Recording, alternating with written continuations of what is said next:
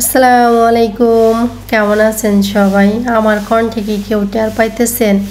আমার কিন্তু প্রচণ্ড পরিমাণে ঠান্ডা লাগছে আর মাথা ব্যথা। হঠাৎ মনে করেন হঠাৎ মাথা ব্যথার ঠান্ডা, নাক বন্ধ হয়ে আসে। রাত্রে তো ঘুমাইলে আমি নিঃশ্বাসই নিতে পারি না, নাক দিয়ে হা হয়ে থাকতে হয়। আর গতকালকে ভাত রান্না করছি, সেই ভাতগুলো অনেক ভাত রয়েছে, এই জন্য সকালে কোনো নাস্তা বানাইনি আর গরম ভাতও রান্না করতে আসিনি। আর আমার এত পরিমাণে মাথা ব্যথা ঠান্ডা, তা ভাবতেছি ঘরে ভাত তরকারি সব কিছুই আছে, তরকারি দিয়ে আমি ভাত খাবো না, ডিম ভেজে নিতেছি। আমি ডিম ভাজবো, শুকনো মরিচ ভাজবো, এই চিন্তা করে চুলার পাড়ে আসছি। তাই সেই প্রথমে আমি পেঁয়াজ মরিচের সাথে একটা আলু দিছি, ডিমের ভিতরে দিব, ভাইজা খাবো। আলুটা একটু মোটা মোটা করে কাটা হয়ে গেছে, এই জন্য ভাবতেছি আল্লাহ কী করলাম। লবণ দিয়ে সুন্দর করে কষলাই নিলাম কতক্ষণ, যাতে একটু আলুটা নরম হয়। আর বেশি জাল জোরে দিতেছি না, আস্তে আস্তে দিতেছি, এই জন্যই দিতেছি যে আলুটা যাতে একটু ভাজা হয়, তা না হলে আলু কাঁচা থেকে যাবে, আমি তো খাইতে পারবো না। তো এদিকে আবার মেয়েকে বলতেছি আমার ডিম ভাজা তো হয়ে গেল, মরিচটা ভাজলে এখন হয়ে যাবে, ভাত রেডি করো। ও দিক দিয়ে ভাত রেডি করতেছে, ভাত রেডি করে ওর প্লেট নিয়েও বসেও পড়ছে। ও তরকারি দিয়ে খাবে না, ডিম দিয়ে শুকনো মরিচ দিয়ে খাবে। তা আমি তো মনে করেন ডিম দিয়ে শুকনো মরিচ দিয়ে নিয়ে বসে গেছি খাওয়ার জন্য। দুইটা মরিচ নিছি আমি, তা তো মনে হয় কি আমার কাছে ঝাল লাগতেছে না, আর নাক তো বন্ধ হয়ে আসছে।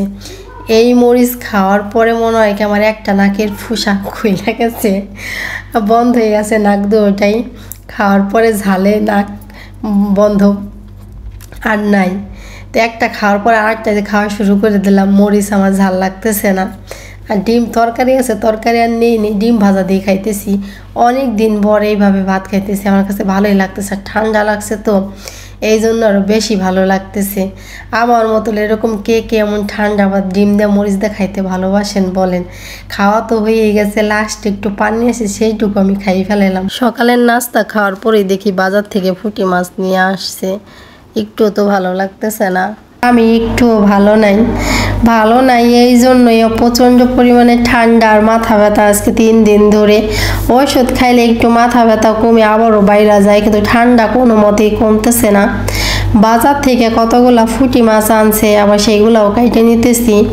এই মাছগুলো আমার ভাইগনাকে সবসময় বলি, ও যেহেতু বাজার করে এই মাছগুলো আনার জন্য, ও নাকি পায় না, ও যেগুলা পায় সেগুলো পচা, খাওয়া যাবে না এরকম বলে।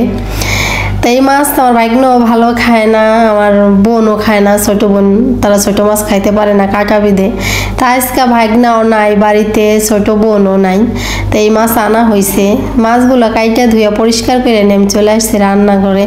এই সময় এই মাছগুলা কিন্তু অনেক মজা লাগে, এই জন্য আমি যে প্রত্যেকটা পুঁটি মাছের পেট থেকে এত পরিমাণে তেল বের হয়েছে, মাছগুলো অনেক সুন্দর। তা মাছগুলা রান্না করব আমি 2 ভাগ করে নিছি, ছোটোগুলা হচ্ছে ভাইজা মশলা দিব, আর বড়গুলা হচ্ছে হালকা একটু ভাজা দিয়ে এই দুন্দুল সবজি দিয়ে রান্না করব। সেই জন্য যে সবজি গাইটা নিতেছি, মাছ ভাজার জন্য হলুদ লবণ মাখাই নিতেছি। তো 2 ভাগে ভাগ করে নিছি মাছ, 2টাই ভাইজে নেব, পরে আবার ভাজার পরে আলাদা করতে যাই কে, আগে ভাগে আলাদা করে ফেলাইছি ছোট আর বড়গুলা।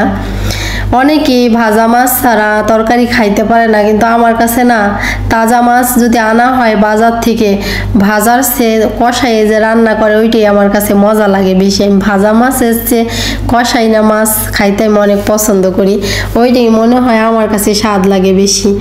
কে কেমন খায় জানি না, আমার কাছে তো ওইটাই ভালো লাগে। আর এদিকে তো মাছ ভাইজা আমার মশলাও দেওয়া হয়ে গেছে।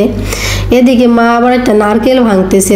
প্রতিদিনে আমাদের গরুর ঘরে সন্ধ্যার সময় সুবা দেয়, মানে আগে ওই ধূপ ঠুপ দিয়ে সুবা আর কি দেয়, দেওয়ার কারণে সুবা নাই, কি করবে মা নারকেল ভাঙতেছে। এখন নারকেল কিন্তু আমাদের লাগবেও না, তারপরে সুবার জন্য ভাঙতেছে। আর এই তো পরিমাণ মতন সব মশলা দিয়ে সুন্দর করে কষাই তো ধুন্দুল সবজিটা দিয়ে দিল, সেইটা দিয়ে এখন কষাই নিতেছে। আমরা তো ধুন্দুল বলি, অনেকে চিচিঙ্গা বলে, কি বলে না, আমরা বলি ধুন্দুল।